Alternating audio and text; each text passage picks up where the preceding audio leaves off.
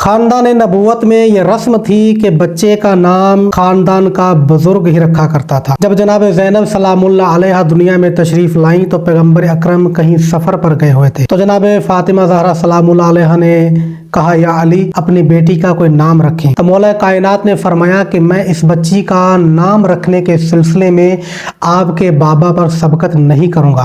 हम सब्र करेंगे और इंतज़ार करेंगे ताकि वो खुद आकर इसका नाम रखें।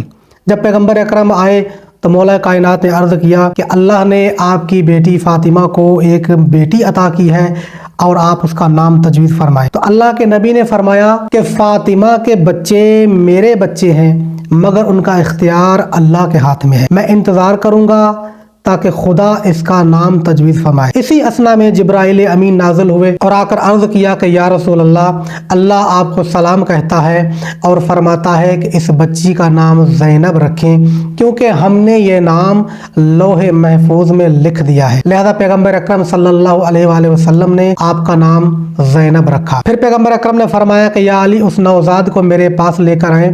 जब मौला लाए तो पैगम्बर अकरम ने उन्हें उठाकर अपनी आगोश में लेटाया और उनसे प्यार किया और जुमला फरमाया कि मैं गायबीन और हाज़रीन को वसीयत करता हूँ कि इस बच्ची का एहतराम करें और याद रहे कि ये बच्ची खदीजा से शबाहत रखती है। कलमा ज़ैनब दो कलमों से मुरक्कब है, एक ज़ैन जिसका मतलब है ज़ीनत और दूसरा अब जिसका मतलब है बाप। ज़ैनब यानी बाप की ज़ीनत। इसी से अंदाज़ा लगाया जा सकता है कि जनाब ज़ैनब सलामुल्लाह अलैहा कमालात और फ़ज़ाइल और अखलाकियात के किन दर्जात पर फाइज़ हैं कि जो अली जैसे बाप के लिए बाइस ज़ीनत है। पैगम्बर अकरम ने अपनी इस नवासी का नाम ज़ैनब उस ज़माने में रखा जिस ज़माने में अरब के जाहिल बेटी को अपने लिए बाइस नंगो आर समझते थे। पैदा होते ही बेटी को मौत की आगोश में सुला दिया जाता था, जिंदा बेटियों को दरगोर कर दिया जाता था।